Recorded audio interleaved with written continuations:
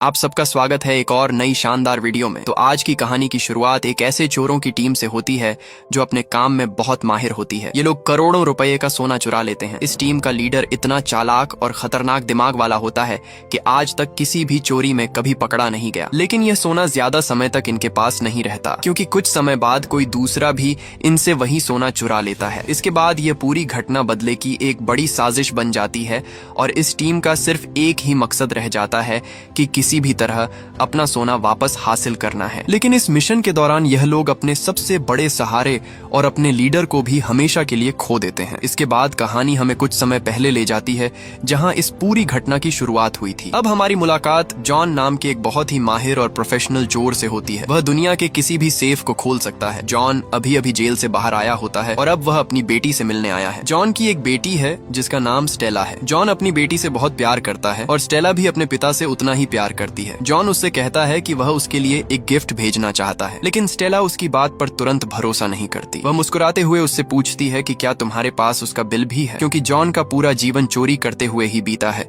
और वह उसकी इस आदत को अच्छी तरह जानती है। इसके बाद हमें जॉन की पूरी टीम से मिलवाया जाता है। सबसे पहले चार्ली है, जो इस टीम का सबसे समझदार मेंबर है। वह जॉन को अपने पिता जैसा मानता है और उसके हर फैसले का पूरा सम्मान करता है। दूसरा लायॉल है, जो कंप्यूटर का बहुत बड़ा एक्सपर्ट है। वह किसी भी बिल्डिंग को स्कैन करके उसके हर कोने की पूरी जानकारी कुछ ही समय में निकाल सकता है और टीम को सही जानकारी देता है। तीसरा रॉब है, जो गाड़ी चलाने में माहिर है। चौथा लेफ्ट ईयर है, जो धमाकों का एक्सपर्ट है और कुछ ही सेकंड्स में लगभग किसी भी चीज को उड़ा सकता है। पांचवा स्टीव है, जो पूरे ऑपरेशन को संभालता है। अब इस टीम का निशाना एक ऐसा सेफ होता है जिसके अंदर $35 मिलियन का सोना रखा हुआ है। ये सेफ समुद्र के किनारे बने एक घर के अंदर रखा है, जहाँ कई खतरनाक गैंगस्टर उसकी रखवाली कर रहे होते हैं। स्टीव चुपके से उस घर के ग्राउंड फ्लोर तक पहुंच जाता है। दूसरी तरफ टीम के बाकी लोग नाव के जरिए वहां पहुंचते हैं। कुछ ही देर में सभी लोग घर के पास बनी एक सुरंग तक पहुंच जाते हैं, जहां से उनका असली मिशन शुरू होने वाला होता है। टीम जिस सुरंग में खड़ी होती है उसके ठीक ऊपर स्टीव मौजूद होता है और स्टीव के ऊपर वाली मंजिल पर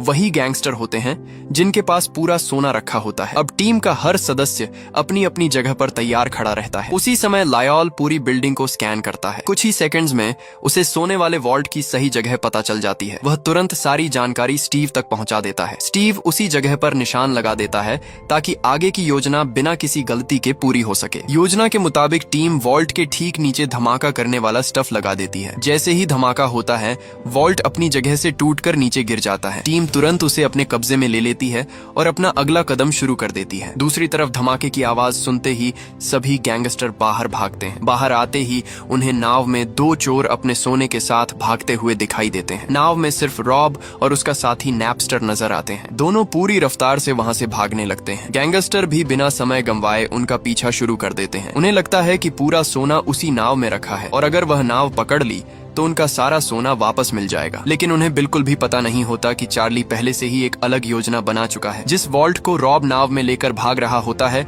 वह पूरी तरह खाली होता है और उसके अंदर कुछ भी नहीं रखा होता। असल में धमाके के बाद असली वॉल्ट सीधे पानी में गिर जाता है। अब जॉन तुरंत उस सेफ को खोलने का काम शुरू कर देता है। उनके पास ज्यादा समय नहीं होता, क्योंकि सिर्फ 7 मिनट बाद पूरे शहर की पुलिस वहां पहुंचने वाली होती है। लेकिन जॉन बिल्कुल भी घबराता नहीं है। जॉन को सेफ खोलने में ज्यादा समय नहीं लगता। वह सिर्फ 2 मिनट के अंदर ही उसे खोल देता है। सेफ खुलते ही सभी लोग हैरान रह जाते हैं, क्योंकि उसके अंदर बहुत बड़ी मात्रा में सोना रखा हुआ होता है। इसके बाद सभी चोर जल्दी जल्दी पूरा सोना अपने अपने बैग में भरना शुरू कर देते हैं। तभी वहां पुलिस भी पहुंच जाती है, लेकिन तब तक जॉन की पूरी टीम अपना काम खत्म करके वहां से निकल चुकी होती है। कुछ ही देर बाद नैपस्टर और रॉब भी बाकी टीम के साथ मिल जाते हैं। इस तरह पूरी टीम करोड़ों रुपए का सोना चुराने में कामयाब हो जाती है, लेकिन उन्हें बिल्कुल भी अंदाजा नहीं होता कि आगे उनके साथ क्या होने वाला है। चोरी पूरी होने के बाद पूरी टीम बर्फ से ढके एक पहाड़ पर पहुंचती है। वहां जॉन चार्ली की शानदार योजना की खूब तारीफ करता है। सभी लोग बहुत खुश होते हैं और अपने अपने हिस्से के पैसों के बारे में बातें करने लगते हैं। चारों तरफ हंसी खुशी का माहौल होता है। हर कोई अपने आने वाले अच्छे दिनों के सपने देख रहा होता है, लेकिन उन्हें बिल्कुल भी पता नहीं होता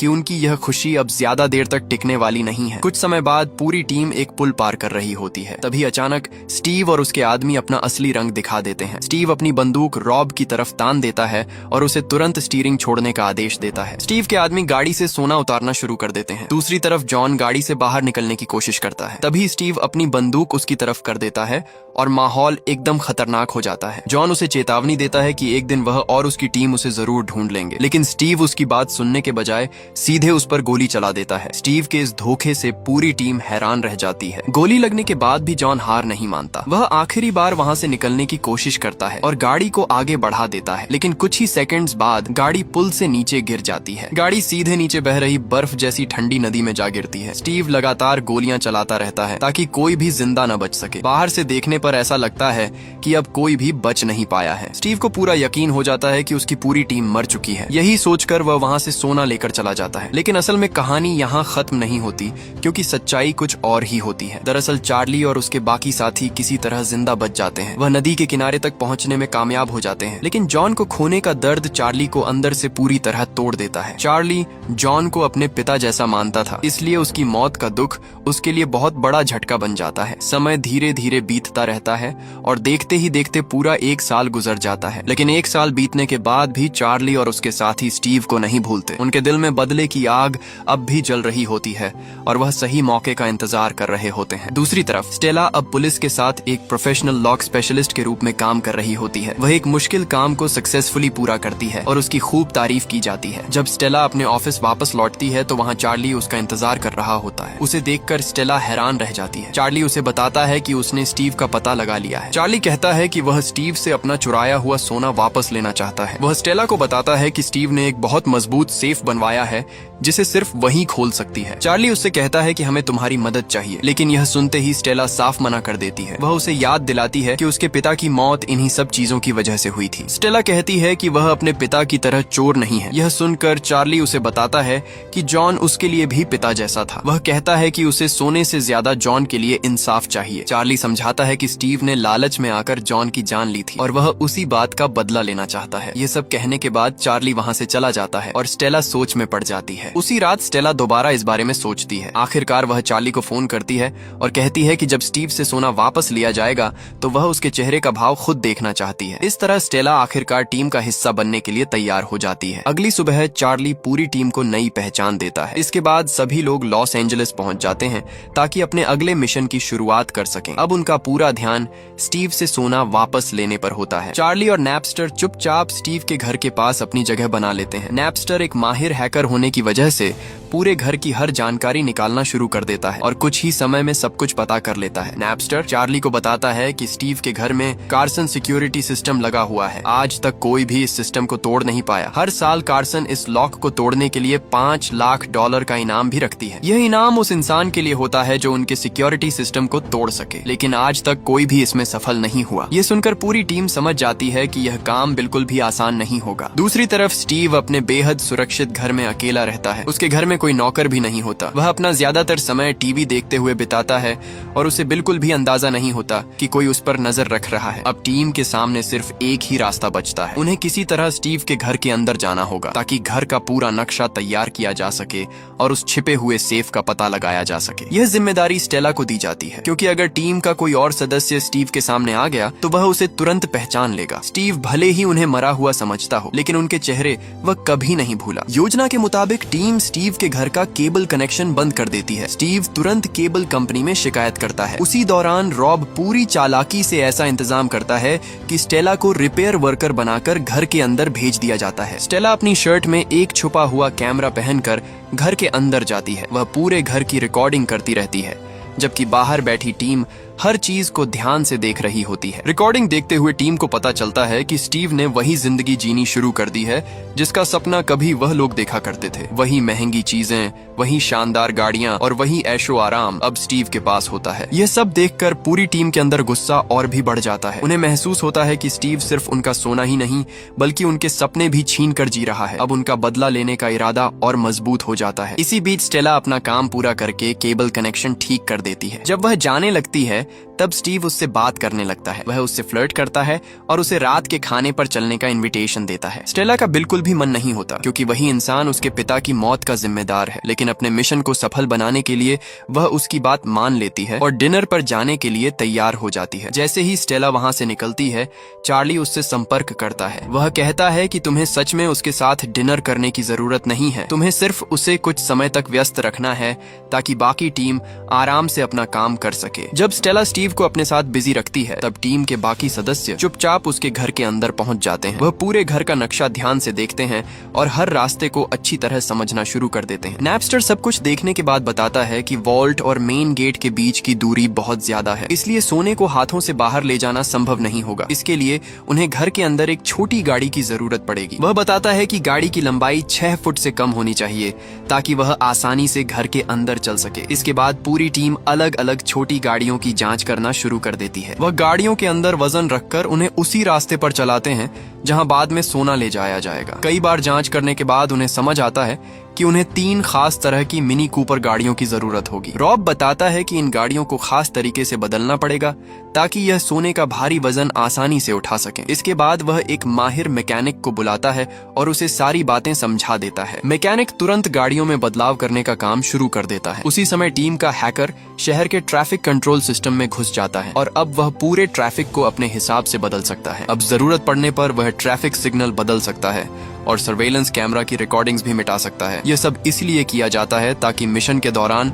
एक भी मिनट बेकार न जाए। चार्ली हैकर की इस काबिलियत से बहुत इम्प्रेस होता है। दूसरी तरफ लेफ्ट ईयर आने वाले मिशन के लिए धमाके का सामान तैयार करने में लगा रहता है ताकि जरूरत पड़ने पर सब कुछ योजना के मुताबिक हो सके। कुछ समय बाद जब बदली हुई मिनी कूपर गाड़ियां तैयार हो जाती हैं, तब पूरी टीम उनकी जांच करती है। सभी गाड़ियां शानदार तरीके से काम करती हैं और पहले से कहीं ज्यादा मजबूत बन चुकी होती हैं। यह देखकर पूरी टीम का भरोसा और भी बढ़ जाता है। दूसरी तरफ स्टीव एवॉन नाम के एक आदमी से मिलने जाता है ताकि वह कुछ सोने की ईंटों के बदले पैसे ले सके। बातचीत के दौरान एवॉन पुराने वेनिस वाले सोने की चोरी का जिक्र कर देता है। यह सुनते ही स्टीव चौकन्ना हो जाता है और उससे पूछता है कि उसने यह बात और किस किस को बताई है। जब एवन कहता है कि उसने किसी को कुछ नहीं बताया, तब स्टीव अपना टेम्पर खो देता है। वह उसे जोर से मेज पर धक्का देता है और बिना किसी दया के उसे गोली मार देता है। कुछ मिनट बाद एवॉन का रिश्तेदार माश्का वहां पहुंचता है। माश्का यूक्रेनियन माफिया का लीडर होता है। अपने रिश्तेदार की लाश देखकर उसे तुरंत समझ आ जाता है कि कोई बहुत बड़ी घटना हुई है। उसी समय चार्ली और लेफ्ट ईयर अपने मिशन के लिए धमाके का सामान खरीदने जाते हैं। रास्ते में उनकी मुलाकात एक आर्म्स डीलर से होती है जिसे सभी स्किनी पीट के नाम से जानते हैं। चार्ली धीरे से लेफ्ट ईयर से कहता है कि वह सामने वाले आदमी को घूरकर बिल्कुल भी न देखे, लेकिन जैसे ही दोनों उसके पास पहुंचते हैं वैसे ही लेफ्ट ईयर घबरा जाता है और उसके मुंह से एक शब्द भी नहीं निकलता। कुछ ही देर में उन्हें समझ आ जाता है कि उनके सामने खड़ा आदमी असली स्किनी पीट नहीं है, बल्कि कोई दूसरा इंसान उसका नाम लेकर काम कर रहा है और सभी को धोखा दे रहा है। बातों ही बातों में वह आदमी वेनिस वाले सोने की ईंट का जिक्र करता है। यह सुनकर चार्ली साफ कह देता है कि वह यहाँ उस मामले पर बात करने नहीं आया है और उन्हें सिर्फ अपना सामान चाहिए। थोड़ी देर बाद दोनों लोग धमाके का सामान लेकर वहाँ से निकल जाते हैं। दूसरी तरफ यूक्रेनियन माफिया भी एवॉन के कातिल की तलाश शुरू कर देती है और उसके एक कर्मचारी को पकड़ लेती है। डर के मारे वह कर्मचारी सब कुछ बता देता है। वह कहता है कि लंबे काले बालों और पूरे शरीर पर टैटू वाले एक आदमी ने उससे सोने के बारे में कई सवाल पूछे थे। ये बात सुनते ही माफिया का लीडर अपने आदमियों को तुरंत स्किनी पीट के पास भेज देता है। वहाँ पहुंचकर वह उससे सोने और एवॉन की मौत के बारे में पूछताछ करने लगते हैं। दूसरी तरफ चार्ली और उसकी टीम अपने अगले मिशन की तैयारी में लगी रहती है। लियोल हर समय स्टीव पर नजर रखता है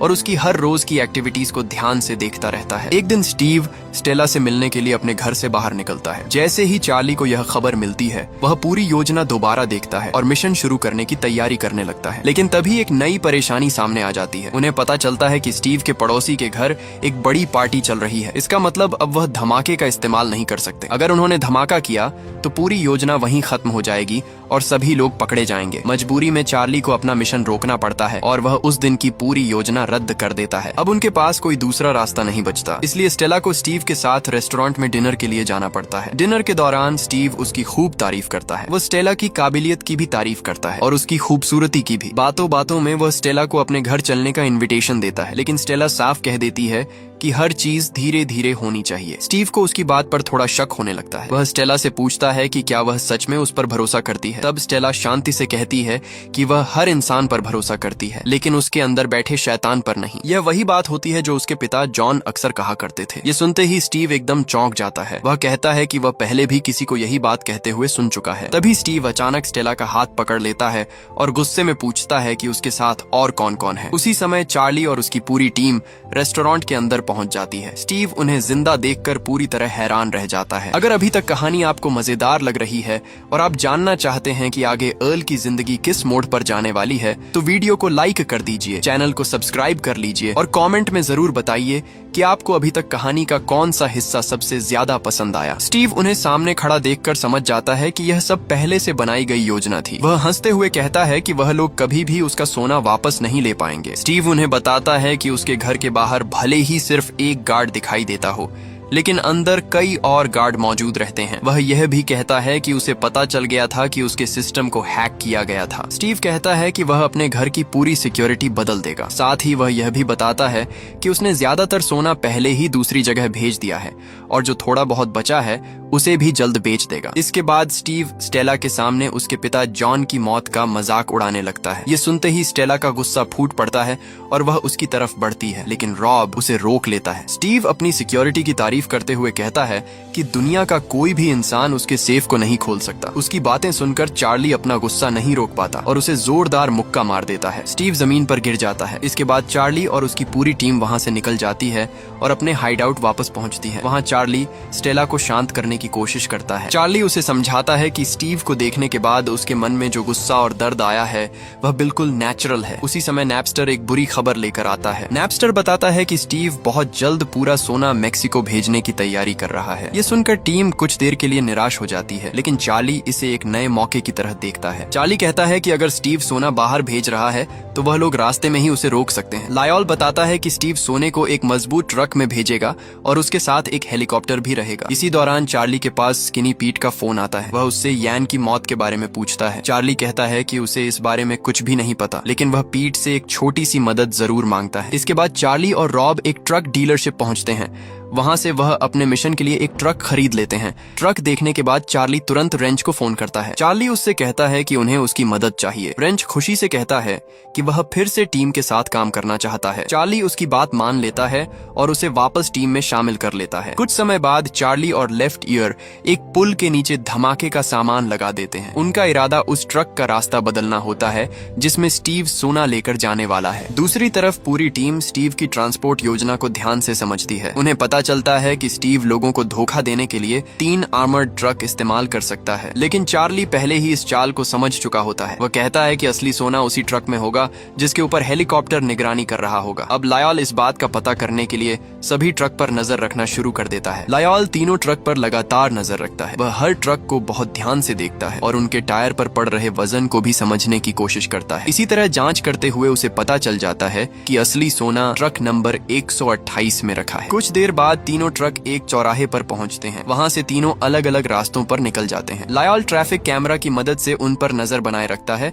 और अपनी योजना पर काम शुरू कर देता है। वह एक नकली ट्रक वाले रास्ते पर इतना बड़ा ट्रैफिक जैम कर देता है कि वहां आगे बढ़ना लगभग नामुमकिन हो जाता है। ऊपर उड़ रहे हेलीकॉप्टर से स्टीव यह सब देखता है और उसे तुरंत शक हो जाता है कि कुछ गड़बड़ है। स्टीव तुरंत पायलट को रास्ता बदलने का आदेश देता है, लेकिन उसी समय लायल ट्रैफिक कंट्रोल सिस्टम को हैक करके ट्रक नंबर 128 को उसी रास्ते पर भेज देता है जहां पूरी टीम पहले से इंतजार कर रही होती है। अब असली मिशन शुरू हो जाता है। टीम पूरी रफ्तार से ट्रक का पीछा करना शुरू कर देती है। ये पीछा भीड़ भरी सड़कों, सीढ़ियों और यहाँ तक कि ट्रेन स्टेशन के बीच से भी गुजरता है। हालात लगातार मुश्किल होते जाते हैं, लेकिन टीम का हर सदस्य एक दूसरे का हौसला बढ़ाता रहता है। सही समय आने पर लायल सामने आ रही ट्रेन को रोक देता है ताकि टीम को आगे बढ़ने का साफ रास्ता मिल सके। कुछ ही देर बाद सभी लोग उस पुल तक पहुंच जाते हैं जहां रेंच पहले से तैयार खड़ा होता है। वह सही समय पर इशारा देता है और उसी पल लेफ्ट ईयर धमाका कर देता है। जोरदार धमाके से सड़क टूट जाती है और सोना ले जा रहा ट्रक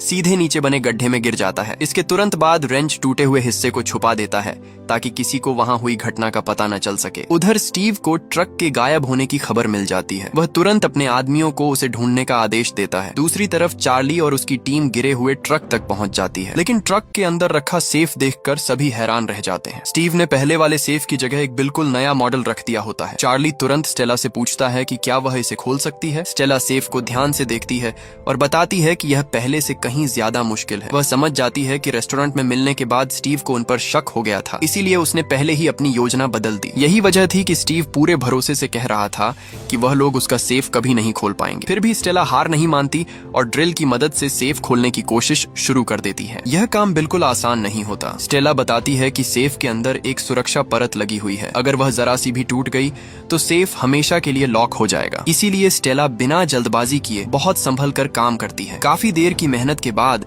आखिरकार वह सेफ खोलने में सफल हो जाती है। सेफ खुलते ही पूरी टीम खुशी से झूम उठती है, क्योंकि उनका सोना आखिरकार उनके सामने होता है। सेफ खुलते ही पूरी टीम बिना समय गंवाए सोने की सभी ईंटें अपनी मिनी कूपर गाड़ियों में रखना शुरू कर देती है। लायल भी सोना देखकर बहुत खुश हो जाता है, लेकिन उनकी यह खुशी ज्यादा देर तक नहीं टिकती। कुछ ही पलों में स्टीव के आदमी वहां पहुंच जाते हैं और पूरी टीम का पीछा शुरू कर देते हैं। सुरंग के अंदर दोनों तरफ से गोलियां चलने लगती हैं। देखते ही देखते पूरा इलाका गोलियों की आवाज से गूंज उठता है। हालात बहुत खतरनाक हो जाते हैं, लेकिन चार्ली और उसकी टीम बिना घबराए वहां से निकलने की कोशिश करती है। कई मुश्किलों के बाद वह लोग सुरंग से बाहर निकलकर हाईवे तक पहुंच जाते हैं। दूसरी तरफ स्टीव हेलीकॉप्टर से उन पर नजर रख रहा होता है। जैसे ही वह टीम को देखता है, वह उनका पीछा शुरू कर देता है। कुछ देर तक यह पीछा खुले मैदान में चलता रहता है। इसके बाद सभी लोग फिर से मेन सड़क पर पहुंच जाते हैं। चार्ली कई बार अपना रास्ता बदलता है ताकि स्टीव कंफ्यूज हो जाए, लेकिन स्टीव किसी भी हालत में उनका पीछा छोड़ने को तैयार नहीं होता। कुछ देर बाद पीछा करते करते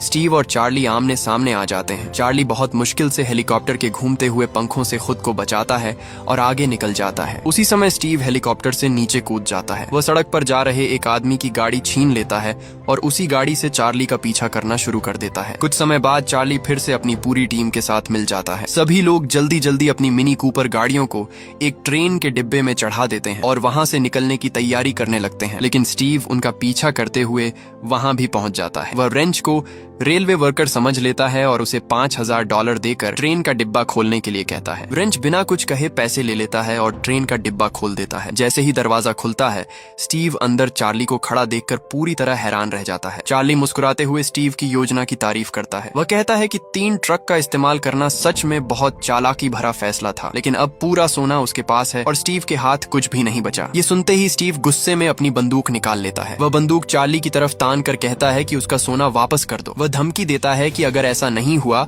तो वह उसे भी जॉन की तरह मार देगा। उसी समय वहां यूक्रेनियन माफिया पहुंच जाती है। स्टीव उन्हें पहचान नहीं पाता और उनसे पूछता है कि वह लोग कौन हैं। तभी उनका लीडर खुद को यान का रिश्तेदार बताता है। स्टीव यह सुनते ही समझ जाता है कि अब उसकी मुश्किलें शुरू हो चुकी हैं। स्टीव तुरंत कहता है कि उसने यान को नहीं मारा। वह दावा करता है कि जब वह वहां पहुंचा था तब यान पहले ही मर चुका था। वह अपनी जान बचाने की पूरी कोशिश करता है और उनसे समझौता करने की बात भी करता है, लेकिन तब तक बहुत देर हो चुकी होती है, क्योंकि चार्ली पहले ही यूक्रेनियन माफिया के साथ एक समझौता कर चुका होता है। वह उनकी तरफ सोने से भरा एक बैग बढ़ा देता है जो उसी समझौते का हिस्सा होता है। उसी समय स्टेला आगे बढ़ती है और पूरे गुस्से के साथ स्टीव के चेहरे पर जोरदार मुक्का मारती है। इतने सालों से उसके दिल में जो गुस्सा भरा हुआ था वह आखिरकार बाहर निकल आता है। इसके बाद यूक्रेनियन माफिया के लोग स्टीव को अपने साथ ले जाते हैं। स्टेला के चेहरे पर पहली बार सुकून दिखाई देता है, क्योंकि आखिरकार उसने अपने पिता जॉन की मौत का बदला ले लिया होता है। स्टेला भावुक होकर चार्ली को गले लगा लेती है। वह उसका धन्यवाद करती है, क्योंकि उसी की वजह से उसे अपने पिता के लिए इंसाफ मिल पाया। दूसरी तरफ स्टीव लगातार माफिया के लीडर से माफी मांगता रहता है। स्टीव उन्हें दोगुने पैसे देने का भी लालच देता है ताकि वह उसे छोड़ दे, लेकिन अब कोई उसकी बात सुनने के लिए तैयार नहीं होता। उसके लिए अब बहुत देर हो चुकी होती है। इधर चार्ली और उसकी पूरी टीम अपनी जीत का जश्न मनाती है। सभी लोग खुशी खुशी ट्रेन में बैठ जाते हैं और अपनी जिंदगी की एक नई शुरुआत करने के लिए वहां से निकल पड़ते हैं। इस पूरी कहानी से हमें यही सीख मिलती है कि अपराध कुछ समय के लिए दौलत जरूर दे सकता है, लेकिन भरोसा, परिवार और अपने किए का हिसाब आखिर में सबसे ज्यादा मायने रखता है। यही थी इस फिल्म की पूरी कहानी। उम्मीद है आपको ये मूवी पसंद आई होगी। अगर आपको वीडियो पसंद आई हो तो एक लाइक जरूर करना, और अगर आपको ऐसी ही शानदार मूवी रिकैप वीडियो पसंद है तो चैनल को सब्सक्राइब जरूर करना और बेल आइकॉन दबाकर नोटिफिकेशन भी ऑन कर दें, ताकि आने वाली कोई भी वीडियो आपसे मिस ना हो। वीडियो देखने के लिए आपका बहुत बहुत धन्यवाद। मिलते हैं अगली शानदार कहानी के साथ।